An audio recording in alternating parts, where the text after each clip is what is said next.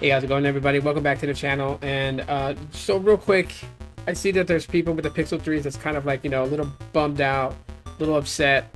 Some of them are not thinking of upgrading to the Pixel 5a or the Pixel 5. Some of them are going to wait probably like close to a year before they get the Pixel 6, just depending, because they don't know what the price is on it.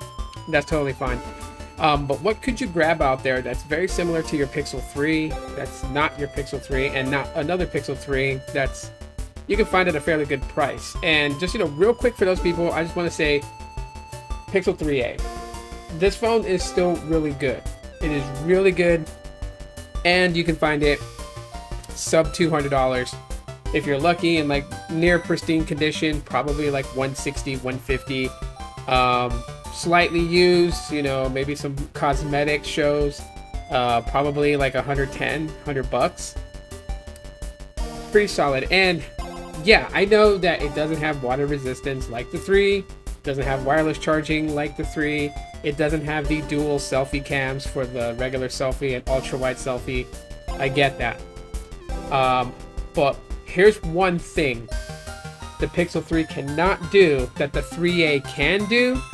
And it is beneficial, especially if you're going to run 2 lines of service and you don't want to carry 2 phones with you.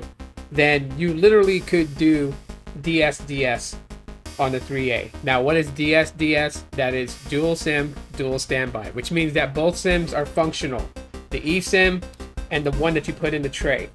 They're functional, so you could use them. You could use them simultaneously in one phone. What it also does have is a larger display compared to the 3. Now, it doesn't have front firing speakers. It's got one bottom firing speaker, one top firing speaker, but they sound really good. And it's got a headphone jack. So to be quite honest with people, yeah, it's going to miss some of what you would consider flagship features. But the 3A is still a much capable device. It also will get Android 12. It's running 12 beta right now. And the other major thing about it compared to the 3, much better battery life. So if you can find one of these like on OfferUp, eBay, Amazon, why not? If your Pixel 3 got hard bricked, and it's pretty much paperweight at this point, you don't want to spend too much money, but you still want to have the same experience you had on your Pixel 3, 3A, definitely worth it. Just quick video. Thanks for checking it out. Talk to y'all later. Peace.